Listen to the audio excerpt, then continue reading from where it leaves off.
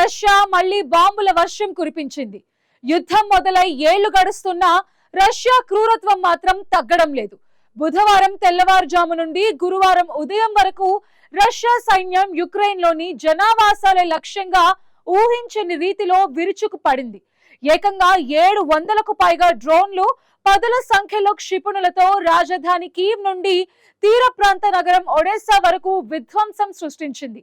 ఈ భీకర దాడుల్లో 12 ఏళ్ల బాలుడు సహా 18 మంది ప్రాణాలు కోల్పోగా వందలాది మంది రక్తసిక్తమయ్యారు. యుక్రెయిన్ వైమానిక దళం అత్యధిక డ్రోన్లు గాల్లోనే పేల్చివేసినప్పటికీ కొన్ని క్షిపణులు జనావాసాల్లోకి దూసుకువెళ్లటంతో పెను విలయం సంభవించింది.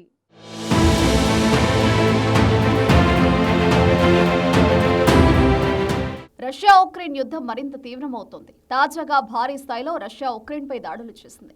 పౌర జనావాసాలనే లక్ష్యంగా చేసుకుని రష్యా దాడులకు దిగిందంటూ ఉక్రెయిన్ ఆరోపించింది. బుధవారం ఉదయం నుంచి గురువారం ఉదయం వరకు ఈ దాడులు కొనసాగాయి. తాజాగా రష్యా చేపట్టిన ఈ దాడులు ఉక్రెయిన్ భద్రతా వ్యవస్థలకు పెద్ద సవాల్గా మారాయి. ఈ దాడుల్లో ముఖ్యంగా డ్రోన్ వార్ఫేర్ ఎంత ప్రమాదకరంగా మారిందో స్పష్టమైంది. రష్యా మొత్తం 703 డ్రోన్లను ప్రయోగించగా అందులో 667 డ్రోన్లను అడ్డుకున్నామని ఉక్రెయిన్ వైమానిక దళం పేర్కొంది. ఇది ఒకవైపు ఉక్రెయిన్ రక్షణ సామర్థ్యాన్ని చూపుతుండగా మరోవైపు రష్యా దాడుల తీవ్రతను కూడా బయటపెడుతోంది. డ్రోన్లతో పాటు పదుల సంఖ్యలో బాలిస్టిక్ క్రూయిజ్ క్షిపణులను రష్యా వదిలింది. వీటిలో 12 క్షిపణులు లక్ష్యాలను తాకడంతో 26 ప్రాంతాల్లో తీవ్ర నష్టం వాటిల్లింది. ఈ ఏడాదిలో రష్యా చేపట్టిన అత్యంత భీకరమైన అతిపెద్ద దాడుల్లో ఇదొక్కటిగా రక్షణ నిపుణులు అభివర్ణిస్తున్నారు.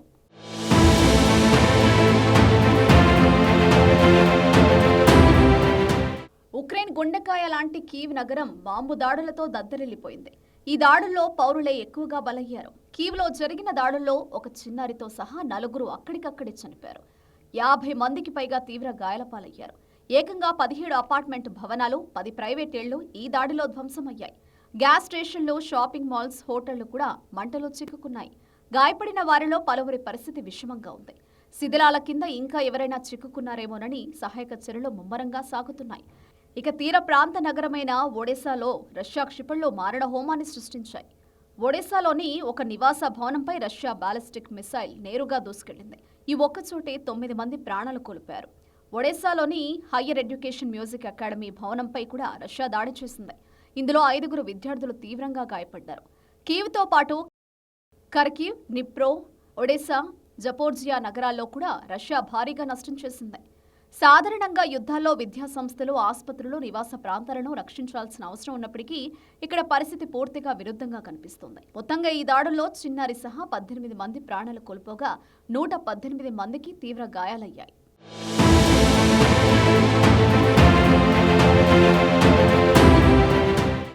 పౌరులే లక్ష్యంగా రష్యా క్షిపణులను ప్రయోగిస్తోందని ఉక్రెయిన్ విదేశాంగ మంత్రి ఆండ్రీ సిబిహా మండిపడ్డారు. ఇది అంతర్జాతీయ చట్టాలకు విరుద్ధమని, యుద్ధ నేరంగా పరిగణించాల్సిన చర్య అని పేర్కొన్నారు. ఈ వ్యాఖ్యలు అంతర్జాతీయ వేదికలపై మరింత చర్చకు దారితీయనున్నాయి. ఇక ఈ దాడుల వెనుక వ్యూహాత్మక అంశాలున్నాయని విశ్లేషకులు చెబుతున్నారు. రష్యా ఈ విధంగా భారీ ఎత్తున దాడులు చేయడం ద్వారా ఉక్రెయిన్ రక్షణ వ్యవస్థను అలసిపోయేలా చేయడం, మానసిక ఒత్తిడి పెంచడం లక్ష్యంగా పెట్టుకున్నట్లు నిపుణులు భావిస్తున్నారు. ఒకేసారి వందలాది డ్రోన్లు, క్షిపణులు ప్రయోగించడం ద్వారా సాచురేషన్ అటాక్ అనే వ్యూహాన్ని రష్యా అమలు చేస్తోంది. రక్షణ వ్యవస్థ ఎంత బలంగా ఉన్నా ఒకేసారి అంతటి దాడిని పూర్తిగా అడ్డుకోవడం కష్టమవుతోంది. మరోవైపు ఉక్రెయిన్ కూడా తమ వైమానిక రక్షణ వ్యవస్థలను బలోపేతం చేసుకుంటోంది. పాశ్చాత్య దేశాల నుంచి వచ్చిన ఆధునిక రక్షణ వ్యవస్థల సహాయంతో ఎక్కువ శాతం డ్రోన్లను అడ్డుకోవడంలో విజయవంతమవుతోంది. అయితే యుద్ధం దీర్ఘకాలంగా కొనసాగుతుండటంతో మానవ వనరులు, ఆర్థిక వనరులపై ఒత్తిడి పెరుగుతోంది.